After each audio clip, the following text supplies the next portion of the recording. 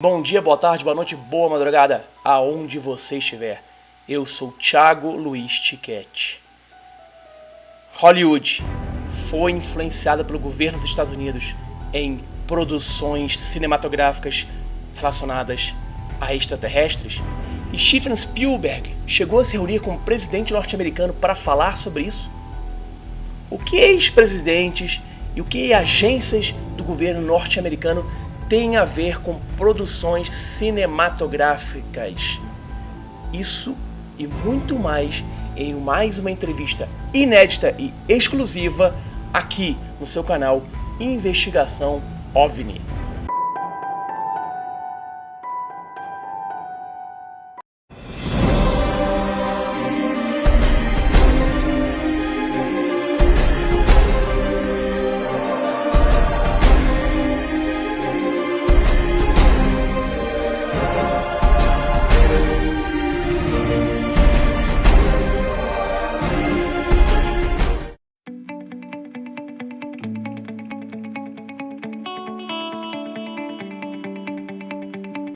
Fala pessoal, bom dia, boa tarde, boa noite, aonde você estiver.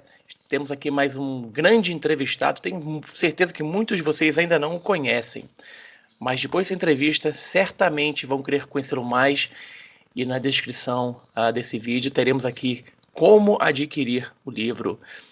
Estou aqui com Robbie Graham, que ele estudou cinema, televisão e rádio na Staffordshire University e Estudios de Cinemas na University of Bristol, tudo na Inglaterra.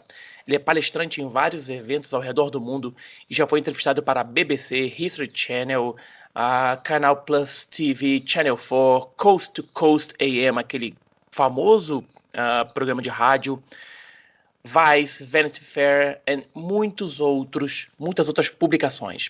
Seus artigos também foram publicados nos jornais The Guardian, New Statesman, Filmfax e Fortean Times. Ele é autor do livro Silver Screen Saucers, esse aqui, ó, Certain Facts from Fantasy in Hollywood, UFO Movies, e editor também do UFOs Reframing the Debate. Robbie também dirige August Night Press, uma editora especializada em tópicos anômalos, e recentemente vai republicar clássicos fantásticos da literatura ufológica. Well, Graham, I just taught in Portuguese, now in English. Thank you very much to be here with us. Oh, thank you, Thiago. It's good to be talking to you. Great. Well, let's start our work. Well, the first question is the same for everybody. How did your interest in ufology come about? I think it's just been a natural interest from an early age.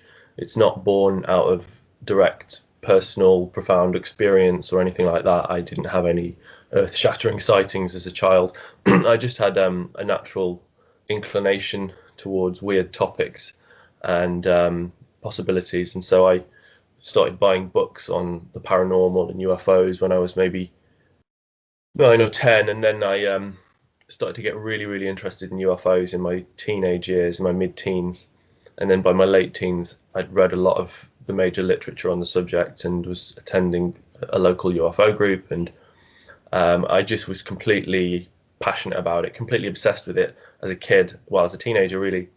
And I just remembered a couple of weeks ago that when I must have been 16 or 17, I think I was 16, I wrote letters to Bill Clinton and to the Secretary of Defence at the time, William Cohen, and to the UK Prime Minister and the UK Secretary of Defence, and etc. So I just wrote dozens of letters to politicians from a 16-year-old kid demanding that they release everything they know about aliens, because it would make the world a better place.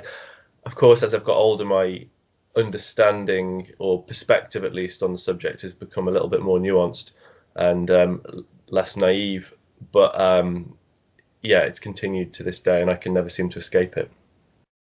Did they answer your letters? No, but I'm sure someone must have read them. I sent them through the official channels. I sent them all through the official channels. I bet some staffer, some White House staffer somewhere, must have taken a look over them and had a chuckle about it. But yeah. So it's been a lifelong thing really, and now I spend most of my time involved in this area of research. That's great. Well, it's very familiar to us because I think almost people that like UFO never see something. Did you see something in the sky? I've seen maybe 2 or 3 objects in the sky that you could literally describe as unidentified flying objects, in the sense that I couldn't identify them at the time or after the fact, having thought about it and explored various possibilities. So I've seen, but they weren't spectacular. They were just things that made me think, oh, well, what's that? That's strange. So looked up in the sky at night, seen what I thought was a satellite moving at a great altitude and steadily across the sky. I think, oh, there's a satellite, and then it just stops dead and then changes direction. So that it doesn't make sense. It's hard to explain that kind of thing, but it's not spectacular and it's not paradigm shifting. It's just like, oh, that's unusual. And I've seen a couple of those things over the years, but nothing particularly. I had a daylight sighting of something that changed direction and moved up like a self-luminescent object in the very distant. But those things could potentially be ruled out through other phenomena or but no, I know a lot of people who are very close to me have had profound life-changing UFO experiences. So it's something that I take very seriously and quite personally, because, as I say, a lot of the people who I know, it's played a significant role in their lives. Yeah, it's very important because very many people with credibility, like pilots. My father was a pilot, and he never saw it flying, but my father-in-law saw it, and I know a lot of pilots that saw something, and they just talk to closer friends, never want to get involved with that. But your book, The Silver Screen Saucer, this one's I'm showing this book because it's a very good book, and I'm trying to ask to AG of Revista UFO magazine to buy the rights to translate to Portuguese, because it's a very good book. Oh, excellent. I try it because it's a very good book. Well, that'd be great. Shows a very different look from what we have today in the UFO literature. I confess that I had more question after reading the book, and I would like to talk about some topics of it. Mm-hmm. Are our beliefs about alien presence on our planet shaped by UFO films, or these films are based on our beliefs about the alien visitation? It's a bit of both. So the common misperception or the skeptical position on the interplay between UFOs and Hollywood and the entertainment industry is that our current understanding and beliefs surrounding the idea of alien life all come from Hollywood, and the idea, and also, it's the idea that people report UFOs and flying saucers and aliens because they've seen it in the movies. That's a very simplistic approach, and it's inaccurate, because the phenomenon itself, in its various guises, has predated media depictions of it by, in the modern era, 3 years. So the flying saucer phenomenon began in 1947, as we understand it today, as coined the flying saucer phenomenon. So that started in 1947, with the wave across America and Europe, and then you had whatever happened at Roswell in 1947, and it wasn't until 1950, 3 years later, that Hollywood made its first fully fledged UFO movie, which was called The Flying Saucer, and that was really made to exploit the public's burgeoning fascination with this enigma, and so it wasn't that people were reporting these things because they'd seen them in the movies. It was Hollywood making the movies because people had seen these things. And so that was the trend. That was the pattern. That's how it began. But over the years, there has been some sort of feedback loop that's been created, and it's clearly, we as a population, as a society, as a culture, globally, are hugely influenced by visual culture, by film, television, printed media, but especially moving image. And when you combine moving image with a story, with a narrative, it can have a profound effect on the psyche, and it can influence us in all sorts of ways that you might not expect. And it can foster belief in certain things. It can push certain ideas.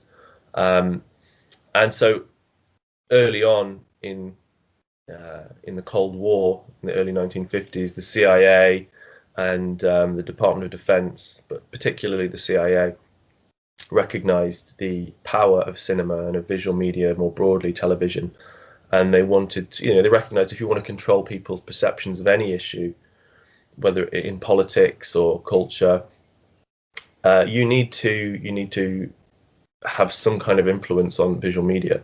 And so that's what the CIA set about doing very effectively in the early 1950s, was to try to infiltrate every sort of aspect of American news media and entertainment media as well, because they recognized that entertainment media is perceived as softer and more harmless than news media, hard media, because you can disguise propaganda and in a kind of a fictional, fantastical narrative, and it sort of slips under the radar. Political messages or ideas slip under the radar in those movies, and that's why they're so effective, because it's softer. It's just kind of a softer propaganda. But anyway, yeah. So it's to answer your question very simply, sightings of UFOs and UFO type phenomena predate media depictions of them in the modern era by 3 years, at least 3 to 4 years. But then, of course, in the broader sense of the UFO, before the flying saucer phenomenon, as it was manifested in the 19th century, in the airship sightings over Europe, the ghost rockets over Sweden in the earlier 40s, and then you had, of course, all sorts of different types of UFO manifestations all across the world, going back centuries and even millennia. So aerial phenomena that are inexplicable to humanity have vastly predated any media depictions of them. But media engagement with this phenomenon, I feel, has drastically simplified the nature of it in our minds, because it's all now been filtered through the idea, or the hypothesis rather, of extraterrestrial visitation. And I think it's a lot more complicated than that, far weirder than that. That's not ruling out extraterrestrial visitation. Yeah, understood. You said about the involvement of the CIA and the Pentagon and film production of the UFO team. Do you believe that they could still doing that in some way? Oh, they are. I mean, absolutely. It's not even a secret. So in the earlier years, when the military got involved in movies and TV shows, they liked to do it quite quietly. And but as the years have gone by, and especially in the 1980s and 1990s, or beginning in the 1980s and 1990s, the relationship between the Department of Defense, the Pentagon in America, and the entertainment industry in America was really consolidated and became much more open. And Hollywood used, the Pentagon, the Navy in particular in this case, used movies like Top Gun from 1986 as a recruitment drive, to boost recruitment numbers in the Navy. So the filmmaker Tony Scott, who made Top Gun in 1986, obviously the script for that movie calls for a huge amount of military hardware, planes, aircraft carriers, all sorts of weapons and soldiers and personnel. Now you can create that in a Hollywood studio. You can make a scale model of a battleship or whatever, or you can get the real thing. But the only way to get that is through the cooperation of the military. In order for the military to cooperate with you, they want something in return, and what they want in return is access to your script, to be able to develop that from an early stage all throughout production. They don't have full control, but they do have a surprising amount of creative control over that product from start to finish. even through to the marketing stage, because for them, they want to boost recruitment. They want to burnish the image of the military more generally in a sort of propagandist sense, but also they can, when they involve themselves in these films, they also have the opportunity to massage the scripts, to influence the filmmakers, and to sort of insert particular ideas on particular hot button national security issues, because they recognize that these films are consumed by Chinese audiences, by Russian audiences as well. You know, people see them all around the world and in potential enemy states, and Russian government sees this, the Chinese, and you can insert ideas into fictional narratives to give enemies certain misperceptions about what you're doing, or so this has been going on for years. This isn't speculation. This is all well documented in the CIA's own files, which have been some of which have been declassified over the years, and they were doing this very effectively across all genre pictures, from westerns, musical, melodrama, all different types of genres in the 1950s and beyond, because they were keen to manipulate popular perceptions of national security, certain national security issues, certain domestic policy issues even. So if they've taken the time in the early 1950s and beyond to really infiltrate this industry successfully, which they did, and they've had success with that, then why stop something like that? And we know that they haven't stopped it, because they're more open about it now than they ever were. The relationship between Hollywood and Washington is now really quite open. You even see, like, a lot of the DVDs that come out now even have featurettes where they show what the military's done on the movie, but of course they don't show everything that they've done. And what's interesting particularly is there seems to have been a shift in attitude on the part of the Pentagon towards Hollywood UFO products. There was a policy in place that was established in 1953 where the idea was to debunk and demystify all UFO sightings and discussion through media channels, through mainstream media channels, including Hollywood. And the Robertson panel, the CIA Robertson panel in 1953, highlighted Disney as a potential conduit for disinformation, etc. on UFOs. And but today the attitude is, well, look, we work openly with Hollywood, and and that's fine. With the CIA, it's different. The CIA is more covert. It always operates more under the radar than the Department of Defense, because it's a covert operations agency. And really, the CIA is not allowed legally, constitutionally, to operate in Hollywood in a covert capacity, and yet it does. And we have quite strong evidence for this, and that continues to this day. We know for a fact that it was operating in covert capacity in Hollywood throughout the Cold War. They had the head of censorship in the 1950s for Paramount Studios, which is of course one of the biggest studios. One of the most influential people at that studio in the 1950s was a guy called Luigi Larashi, and he was working for the CIA at the time, actively working for the CIA.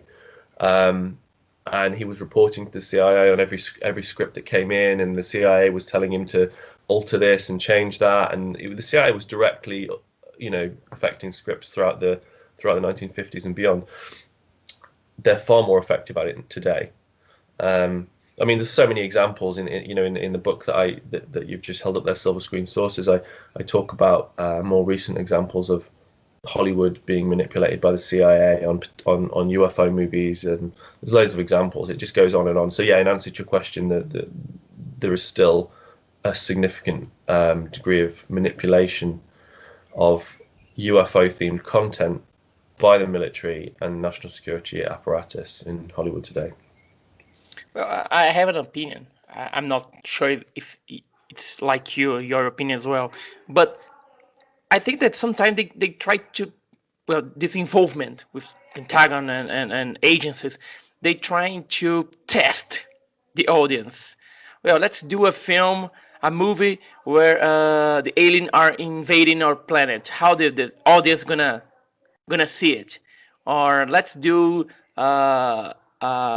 friendly alien talking with us, or that for me the best movie, when you talk about the reality, what I think they're gonna happen, is the arrival.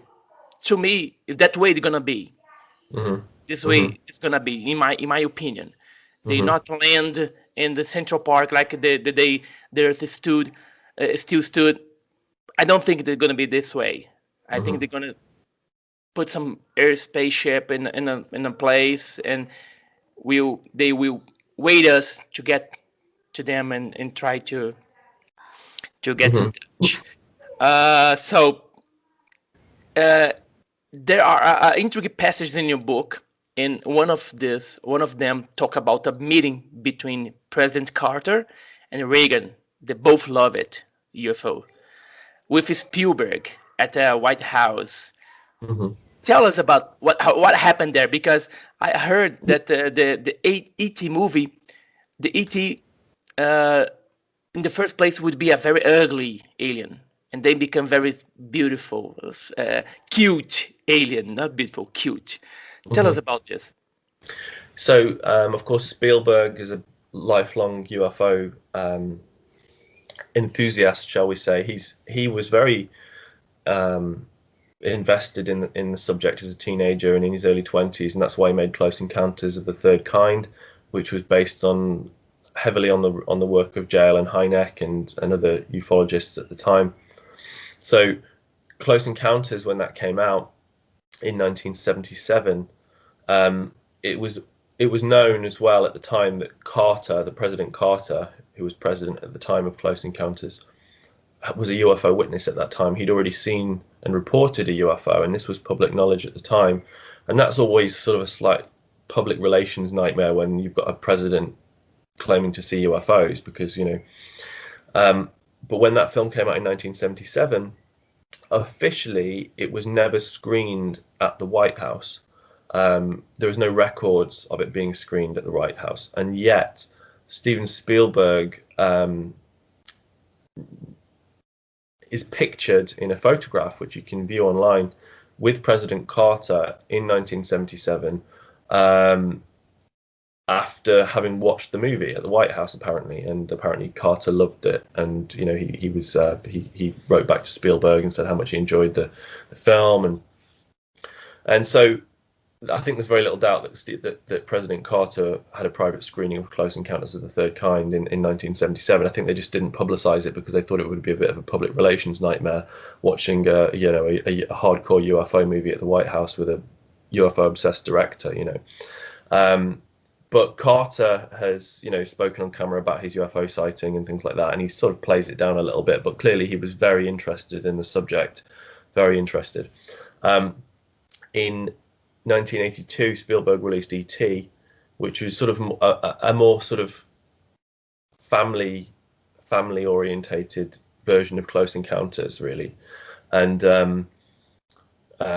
he showed that officially, screened it at the White House for Ronald Reagan. I think it was in 1982, and there were quite a number of people present at that screening, and Reagan apparently really enjoyed the film. Of course, Reagan's a former movie actor himself, and loves anything to do with Hollywood, and so he was enraptured by the film. And and then after that, there was a rumor that was going around for many years, decades, that Reagan had addressed the room. He'd stood up and said to everyone present in the room something along the lines of, there aren't a handful of people in this room who know how true this movie really is. And then he sort of just stood there, and then people sort of didn't know whether he was serious or whether he was joking, and so people just sort of gave a nervous chuckle, and sort of okay, and then but apparently he didn't laugh. He just sort of said, well, this is really true, and then just watched people's reactions. And so finally, years later, I think Spielberg clarified what happened in that incident to Larry King, the talk show host Larry King.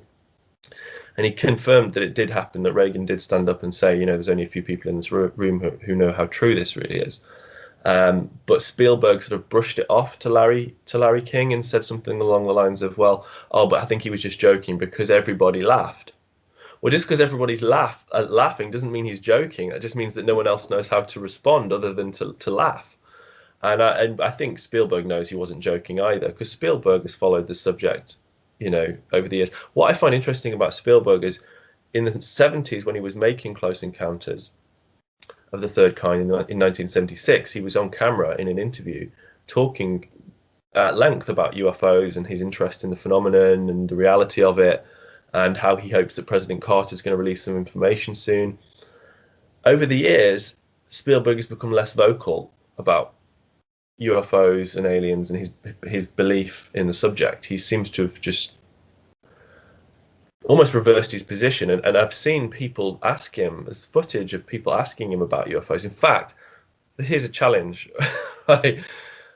There was footage online maybe 5 years ago, and it appeared online, and it was footage of Steven Spielberg giving a talk in some kind of a lecture theatre. One of the audience members asks him at the end of the talk about all of the UFO movies he's made and alien life, and they say, look, I want to ask you, do you believe in UFOs or in alien life, and are we being visited? Do you believe we're being visited? And it's the first and only time I've ever seen anyone ask him that on camera since the 1970s. And he was not comfortable with it at all. And he was clearly, he felt uncomfortable in the sense that he was on the spot in front of an audience having to talk about his belief in UFOs. And the question is, why is he not comfortable about talking about it now when he was comfortable talking about it so many years ago? And my speculation is that, but he did answer the question ultimately. He did reluctantly answer it, and he sort of laughed about it. But he said yes, actually, yeah. He says, okay, you've put me on the spot, and yes, I do think that we're probably being visited, all that kind of stuff. He acknowledged it, and people applauded. That clip, I can't find it anymore. So I don't know if someone from Spielberg's people took it down. It's a possibility. I can't find that anymore. And if someone else can find it, that'll be great. And if so, please let me have it. Send it to me, because I can't find it. And it's a really important piece of footage, actually. So yeah, so obviously, anyway, my speculation about Spielberg is that the reason he's become less vocal about it is because as he's become more successful over the years and he's become closer connected to people in the corridors of power, he's had, so a lot of people say, oh, Steven Spielberg is the disclosure director, he knows everything that's going on about UFO. That's not, that's ridiculous. But I do think that given the fact that Spielberg has been friends for decades with the Clintons, with Hillary and Bill Clinton, he's been close with all sorts of politicians and people in the military as well over the years, high-level generals. And given Spielberg's personal interest in the subject, he will certainly have asked the Clintons, he will certainly have asked multiple generals and admirals about UFOs.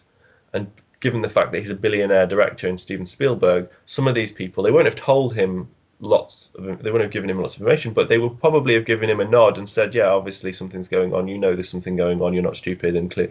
So I think he will have had confirmation from people in positions of authority that that this is a very serious subject, and I think therefore he's probably more reluctant because he doesn't want to ruffle feathers with the people he's friends with by talking about it anymore. And I think so I think that's the reason why he's less vocal about it now, and why he wasn't comfortable answering that question on camera.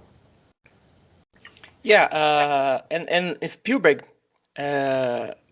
produced that series Taken years after, talking about the Roswell crash. So, well, I think they like it. They like the subject. Oh yeah, he's very, very, yeah, he knows his stuff. Spielberg, he knows quite a lot about, he's read a lot of the literature. And for me, the Reagan was the last president to know, well, the whole thing about UFO for me. And in that movie Independence Day, there's a scene when they are being attacked, and the president goes to the Area 51, and he asks, why? I never knew about that. President, because you don't lie to the public. So if someone ask you, do you know something? No, I don't. You're not lying. So they will never know what happened.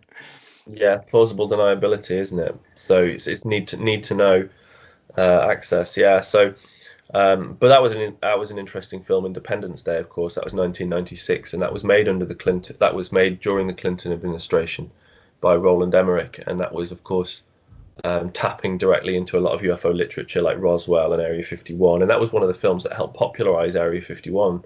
That was the only the second film that I'm aware of that featured Area 51 in its plot. But it's true that some movie stars, it's in your book, that some movie stars and producers were chased by Men in Black. Well, I mean, there's been a few run-ins over the years between Hollywood producers and directors and people in, Washington. And the first one was 1950 with that very first UFO movie I mentioned to you, The Flying Saucer, and that was made by a Canadian filmmaker called Michael Conrad. And who's Canadian. And he made this film about a flying saucer. Now, when he was promoting the film, he was claiming that it had real UFO footage in it, and that he'd filmed real UFOs, and it was going to be in the movie, and no one was going to see it until the movie came out. And this attracted the attention of the Air Force, and so the Air Force sent essentially their kind of Men in Black kind of people to interview him, to grill him about what the film contained, and also to view the movie at the premiere, the screening of the movie, to see if there was any truth to the fact that there was, he was claiming that UFOs were in the movie. And so right from the beginning in 1950, the military have been very interested in how Hollywood are depicting this phenomenon, because they recognize that Hollywood has the potential, has the huge capacity to influence popular perceptions of it. So if you want to influence what people believe about the phenomenon, you need to be able to influence Hollywood. And so that's what they did from an early stage. And then so in 1996 or 7, during the production, during the after party for Dark Skies, which had just finished filming. This is Bryce Zabel's TV show from 1996, Dark Skies, which is kind of like the X-Files, but it was more of an inside look at the UFO cover-up. They made this very ufological TV show, and then at the private party that they were holding for the cast and crew, after it had wrapped at Bryce's house in California, there was a couple of hundred people at this wrap party, and the producers were there.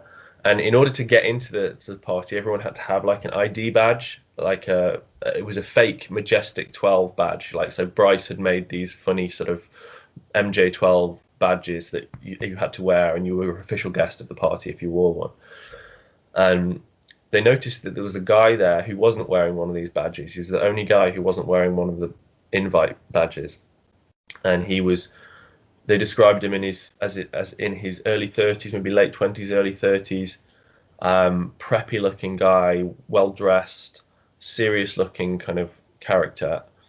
And he approached Brent Friedman, who was Bryce's producing partner at the time, in the kitchen, and he said, "Hi, like I represent some people who want to help you with this TV show, and if you give us access, then we can help you get it more accurate, because we've watched it." They said, we've seen the show that you've made, we've watched it, even though it hadn't been released at this point. They'd only just finished filming it, but he said he'd already seen it, and he knew specific details from the narrative as well. He knew what was happening in all of the episodes in detail, and they were surprised at how he knew this, because this was not public information at the time.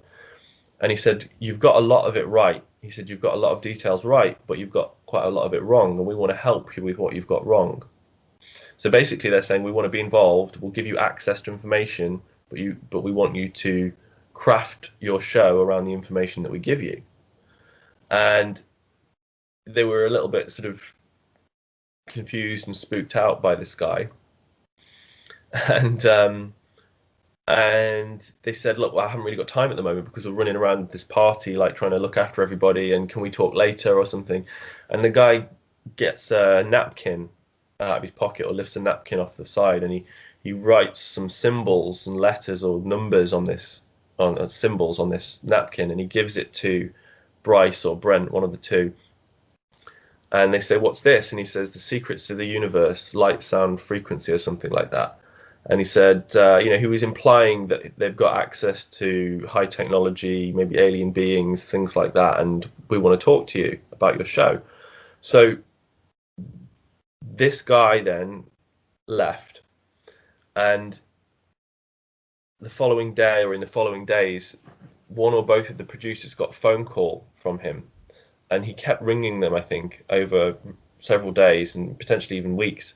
Eventually, they agreed to meet with him and his boss. They said, "Look, we can meet with you, but like we want you to meet the big guy, who's their admiral. They call him the big guy, whatever. And so we want you to meet the big guy because he wants to speak to you about, like, if you're going to be involved, then you have to come and meet this guy." So they said, "Look, I'm a bit suspicious about all of this," and they said, "Look, we're going to meet the admiral basically." But we're going to meet you at midnight in this cemetery. And they were totally serious. And I tell you what, I need to skip back a bit, because they met with him. They met with the guy before that cemetery meeting happened. They met with these two other guys, the one guy that they met at the party and another guy, in an office somewhere in Los Angeles, I think. And they met with him and they sat with him in this office for a couple of hours. And Bryce told me that these guys looked like very serious military guys. He said they didn't look like pranksters or actors. They really felt like serious military guys who you did not want to mess with.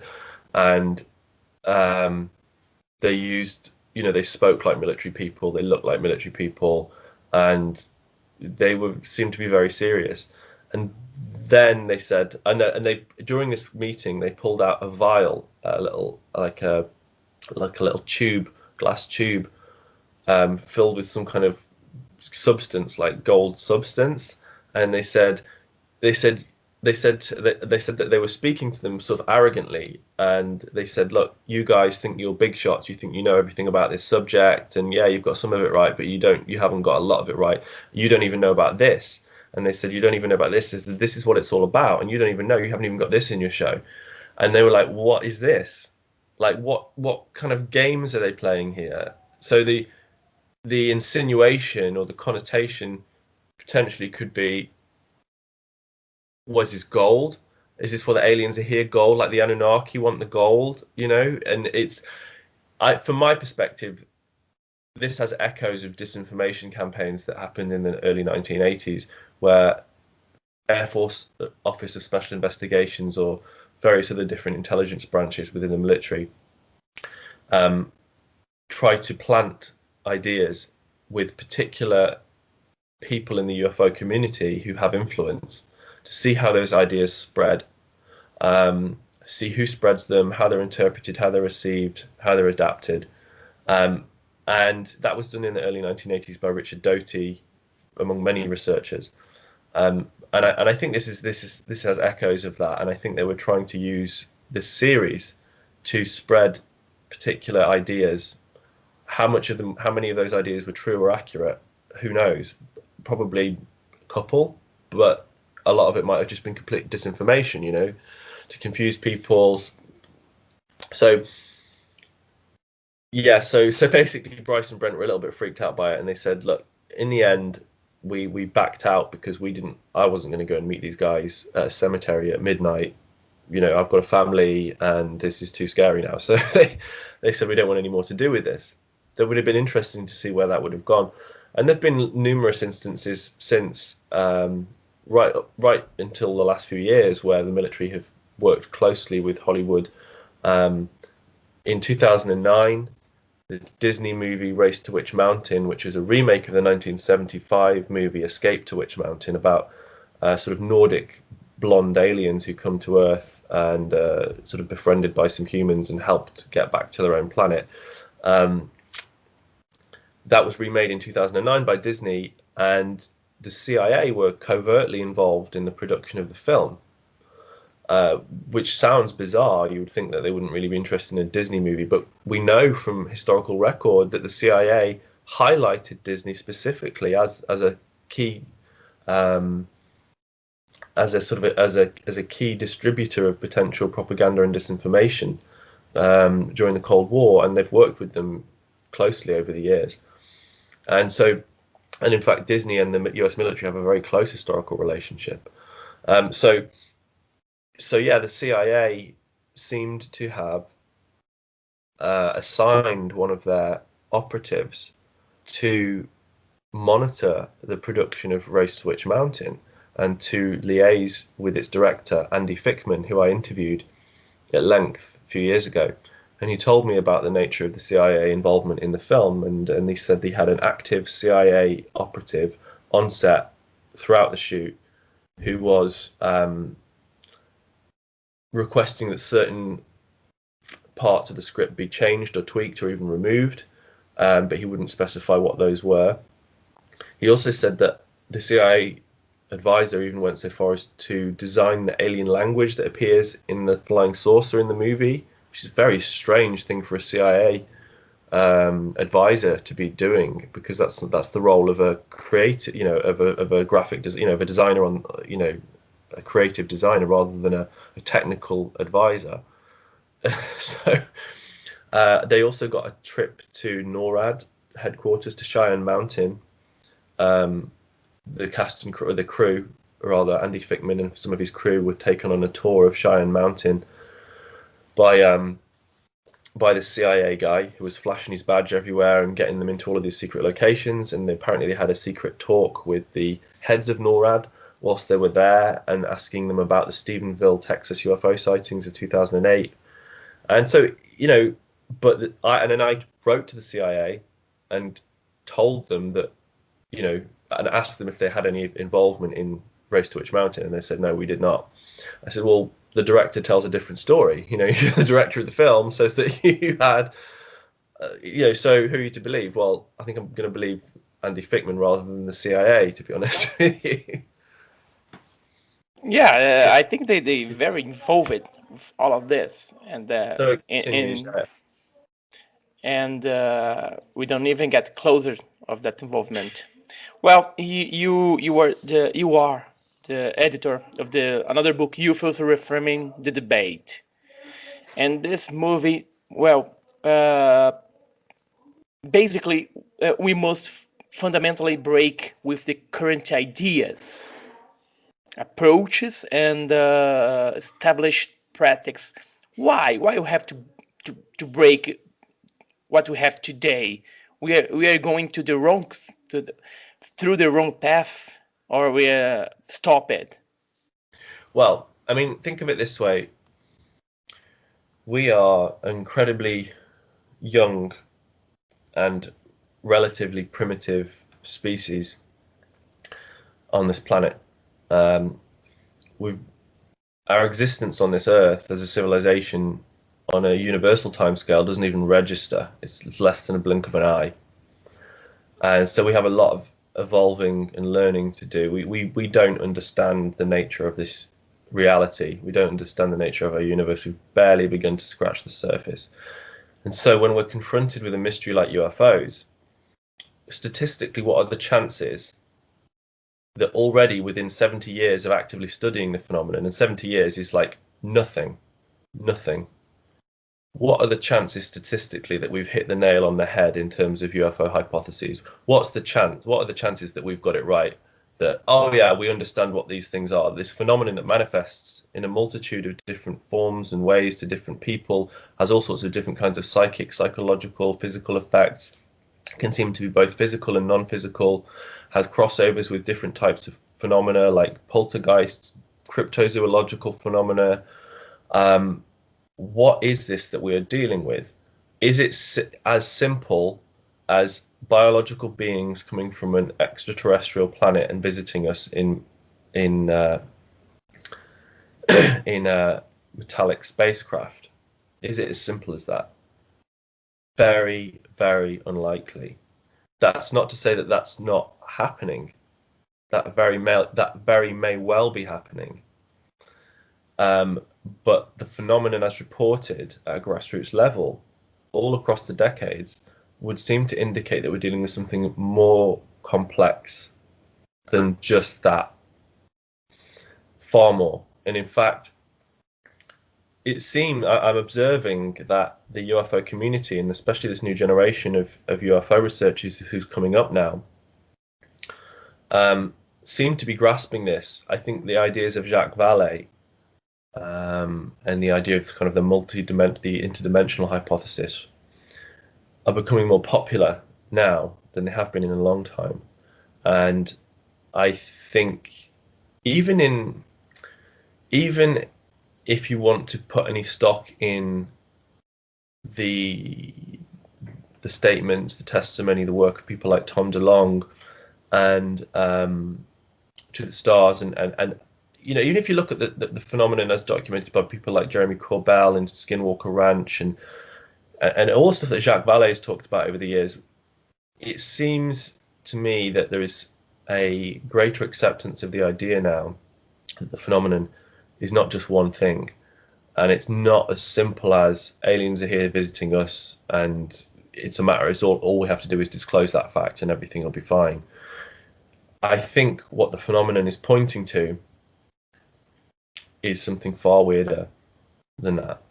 I think it points to the fact that we fundamentally misunderstood the nature of reality itself. I think a lot of UFO experiences, close encounter type experiences, I know this might be a controversial perspective for some people, but I have a lot of experiences who share this perspective as well, that a lot of close encounter experiences are co-created by the experiencer, by the person who's perceiving whatever it is that they're perceiving, whatever the stimulus is that's in front of them, that confronts them with something unknown. The human mind plays a very key role in constructing that experience. That's not to say that the experience isn't real. It's absolutely real. It's an absolutely real and profound experience. And there is something there, anomalous, that is stimulating this experience, that's triggering the experience in us. But to remove ourselves as human agents from the experience of a UFO close encounter or any kind of profound paranormal encounter, to remove ourselves as a perceiver with a tremendously complex perceptual apparatus, i.e. our consciousness, to remove human consciousness from the equation is ridiculous, because it's a major component of it. We do ourselves a disservice by saying that we don't have a part to play in creating these experiences. Absolutely we do, because the experience itself is filtered through our consciousness, through the limited biological apparatus that we have to perceive things. And we can only perceive things in a limited way, according to our own biology and according to our cultural conditioning.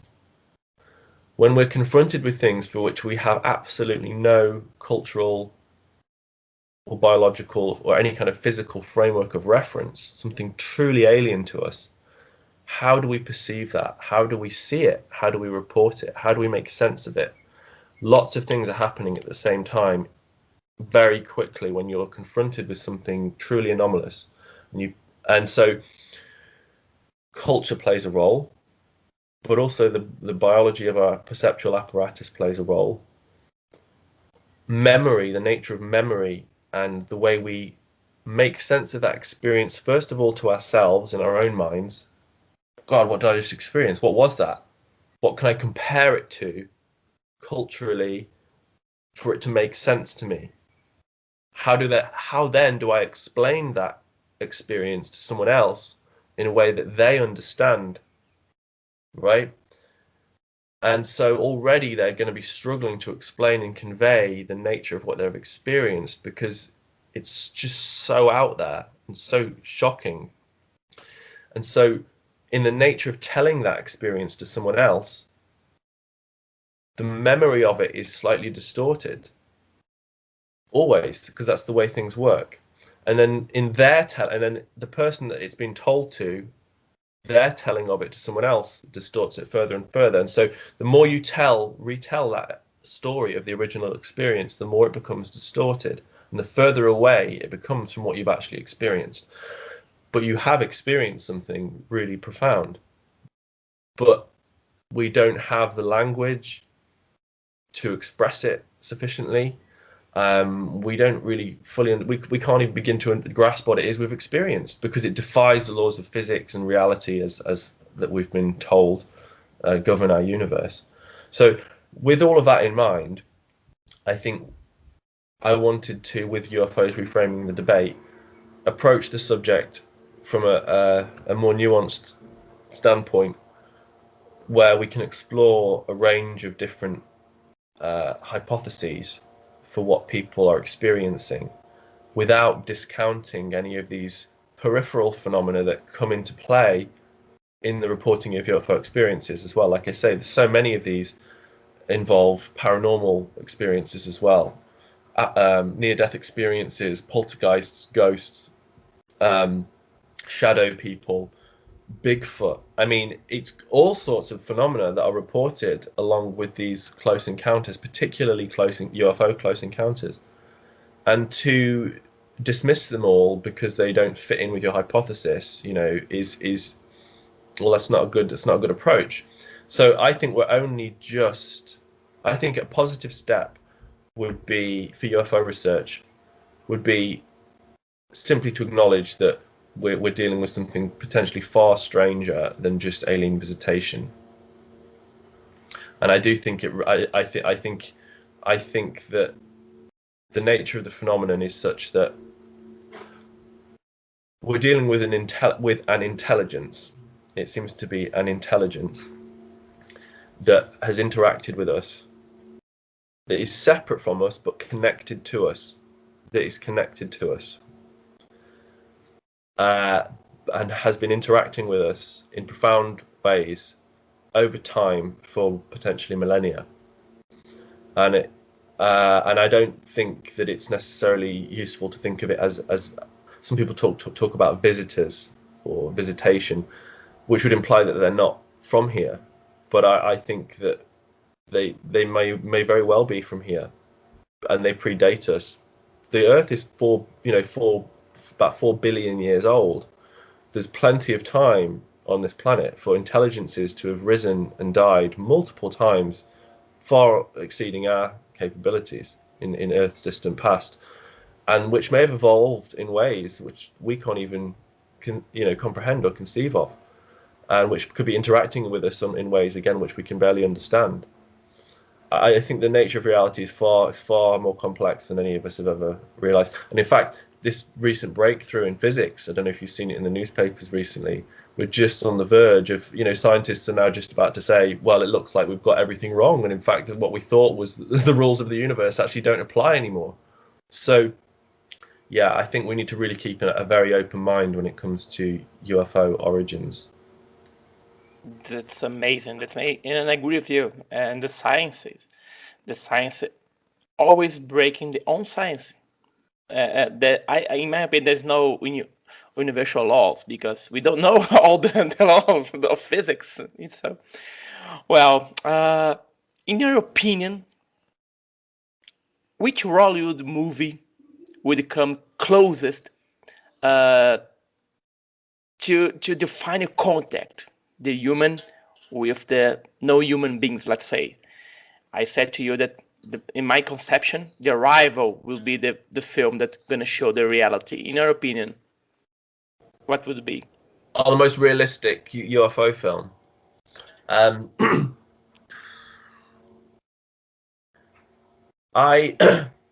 You see, I mean, I think in terms of The Arrival, I think it's a very good film. It's a very good film, and it's got some really original approaches to exploring this topic.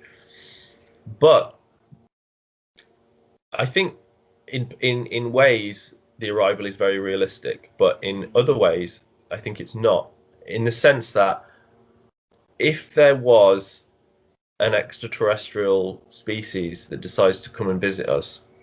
Well, put it this way: if we were to find an alien planet and detect intelligent life on it in orbit or from a great distance, would we just take our big spaceships and park them over the planet and hope for the best, or would we learn everything about that species before we have any interaction with them at all? We would learn all Earth languages, and they could do it probably instantly as well because they're so advanced. They would learn everything about human history, everything about the planet.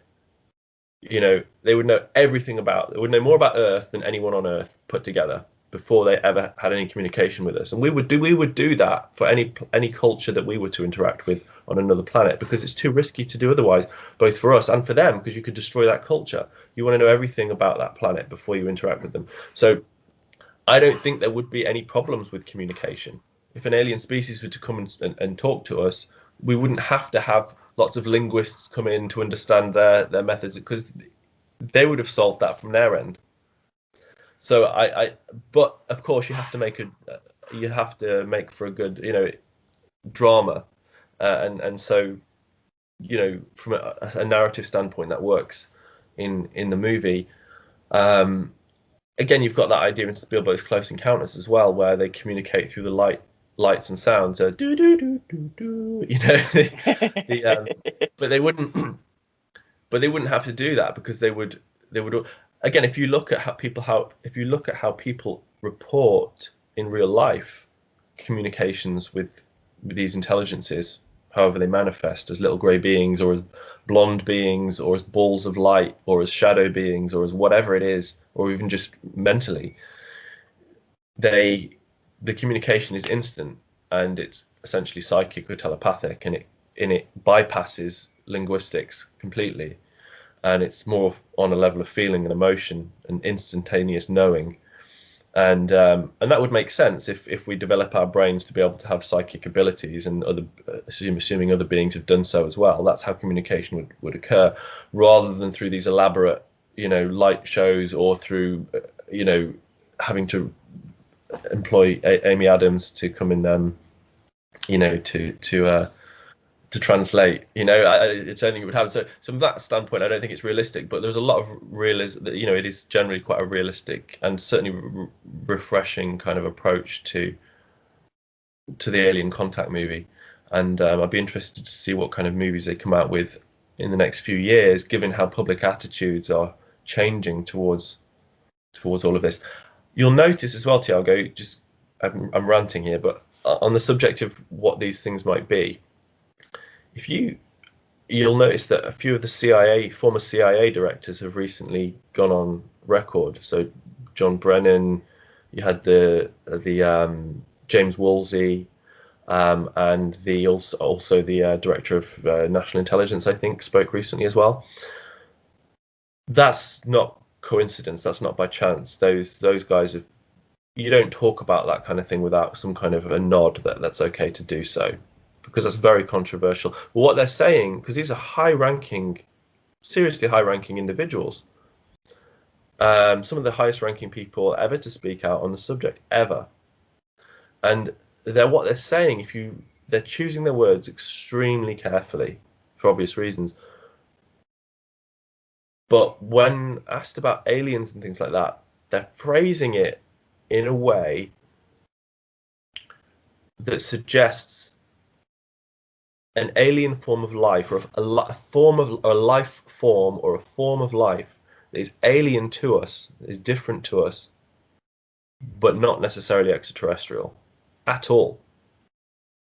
If you look at, I would encourage people to dissect the language that's being used by some of these people, by the former CIA people who have spoken out recently, because and by all of these insiders, people like Luis Elizondo and things like that, even Tom DeLonge, they are implying quite strongly that we're dealing with a form of life that is alien to us, that's really alien to us, more alien to us even than aliens. like that it's a form of life that we've not really even conceived of before, and that it might not even be alien at all, but that it might just be here, but that we're again, like what I was saying earlier, that there might be some form of life right under our noses that's interacting with us all the time, that it's so advanced, so old, so connected to us that we just sort of don't really. It's right there, so it's so close to us we can't even see it. We can't even see it. Do you know what I mean? I'm talking metaphorically, of course, but this is the kind of thing that's being implied in the language of some of these people, and honestly, when you look at the actual grassroots reports, that they're far weirder than just aliens, and just it's so strange, so bizarre, and I think there's been historically among UFO researchers a reluctance to engage too much with the high strange aspects of the subject, because I think ufologists have always been seeking to legitimize ufology in the public mind. They want people to take it seriously. And so they try to be as conservative as possible in what they present to the public, right? So like James Fox's film recently, the FENÓMENO, excellent film, by far the best UFO documentary made to date. But it's a very conservative. I participated with the recording in 2013 here in Brazil, and James told me that they're should have a second part with the Brazilian case, South American case. I was there. Oh wow, awesome, great, awesome. Well, yeah, and it's a great documentary, really powerful, but actually ultimately quite conservative when it comes to what people really report, because of course it ends with the Rua Zimbabwe case, which is quite powerful, very powerful, dramatic case. But if you compare that case to some of the stuff that's been reported, thousands of other cases that have been reported over the years, it's not particularly strange at all. In fact, it's quite bland. There's a lot of really bizarre cases, these high strange cases, which seem to characterize the phenomenon. Actually, they're the key to understanding it. It's the high strange, bizarre aspects of it all. Those are the cases that point towards what we might actually be dealing with. But people don't want to deal with them because they're too bizarre for anyone to take seriously. But we need to. I love the bizarre. Well, to finish, the August Night Press is republishing classic and important titles in UFO literature: Missing Time and Intruders. I have both in English and Portuguese. Really? The oldest, yes, by Bud Hopkins. Why are you republishing it? Is it important to young people today who are interested in ufology, or for anyone who likes some good literature? Yeah, I mean, so since 2017, I've been running a publishing imprint called August Night Press, and we specialize in putting out books on anomalous topics, UFOs, the paranormal, and we've put out a number of new titles by younger authors. But I wanted to bring back into print certain titles that have not been available for a long time, which are important, influential books, and which have not been accessible to particularly a younger generation of readers. And there's a huge amount of people starting to become involved and interested in this subject now. And these books, Missing Time by Bud Hopkins, which was his first book in 1981, and Intruders, 1987. These two books, I would suggest, are two of the most influential UFO books ever written. Missing Time, I would say, is the single most influential book ever written on the abduction topic. That was the book that introduced the term missing time into the ufological lexicon, into the language. So hugely influential. And I think that it's important for younger people to have access to some of this earlier literature, to see where we've been, where we are, and where we might be going. I think it's really important now to have some historical grounding in ufology, because I think a lot of people, younger people now in their teens and 20s, are just starting to get into this, but as I say, I mean, this book hasn't been available for 40 years. This has been out of print for around, almost 40 years now. So it's not easy to get these. So now we can get them again and ground yourself in some of the history. But I think it's important that generally that people really understand where we've come from in this subject, because, and especially when it comes to things like disinformation and propaganda and how the government has interacted with ufology and with the phenomenon over the years, because what I'm seeing happening right now is the US government military is actively attempting to repackage and rebrand the UFO phenomenon in a way that divorces itself from its sort of dodgy past. Does that make any sense? So historically, the government has done a lot of, well, let's say, the US government has behaved illegally in the past, as many governments have. Probably Brazilian government as well, and the UK government have acted illegally, threatened people, potentially even killed people, certainly covered up information and deceived people, all of that kind of thing over the years. And they have a long history with the subject and have had hands-on probably access to whatever it is it represents in some form for many years. But I think what you're going to see now, if we are approaching some kind of an announcement in June from the US government, which is what we're expecting, how significant that will be is open to debate. It could be nothing at all. It could be a damp squib. But clearly, just with everything else that's been happening and all of the other public statements, the US government is moving towards some kind of announcement or statement or acknowledgement of some kind of UFO reality. We're very well on track for that now, and I didn't think it would happen this quickly, to be honest with you. But it's concerning because it's not going to be an altruistic full UFO disclosure for the good of the general public. It will be a self-serving announcement that the military and the politicians, they're not it's not going to be, it's going to be something they're interested in self-preservation. They're worried that they're going to be taken to task for covering up Roswell or for doing this and for doing that. What I think they're doing is they're trying to present this, bizarrely enough, as a relatively new phenomenon that they're only just starting to recognize in the past few years as something that needs to be taken seriously.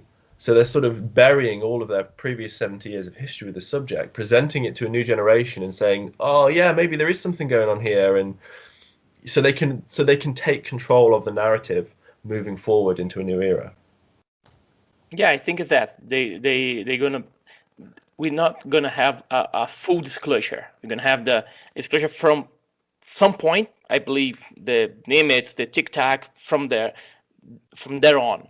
In the past, forget the past. The past never happened. So they are changing the debate. They're changing the subject, the approach. They're changing the approach. The new generation, because the new generation, they were born like this with an open mind that we don't have. They have. Yeah. I have 2 kids. I think it'll be far easier to accept for this younger generation because they've, like you say, they've been born with it. They've grown up with it, being saturated by this imagery, and not just by the imagery, but by we grew up in a world without the internet, and so it's just completely different. So I think I asked my 11-year-old stepdaughter, I said like, we might be dealing with some kind of UFO reality in the next year or so. How do you feel about that? She's like, I don't care. I'm not fussed. Like, just boring. The same. No, why? They are not here. They're here already. So, okay. Yeah. Well, Robin, I would like to thank you very much for your time for interview. The Brazilian audience gonna love it because of a very good chat, and they leave in a video all the links to buy the books, to buy the Silver Screen Saucer and the August Night, so people can reach you and can reach your books. Thank you very much for being here with us. Well, thanks, Thiago. Have a nice Sunday and enjoy. Pessoal, é isso. Muito obrigado por todos aqui. Espero que tenham gostado. Vou deixar todos os links aqui, descrição dos links para o Graham. Se quiser comprar os livros dele, são fantásticos. Espero que vocês tenham gostado. Muito obrigado e até mais.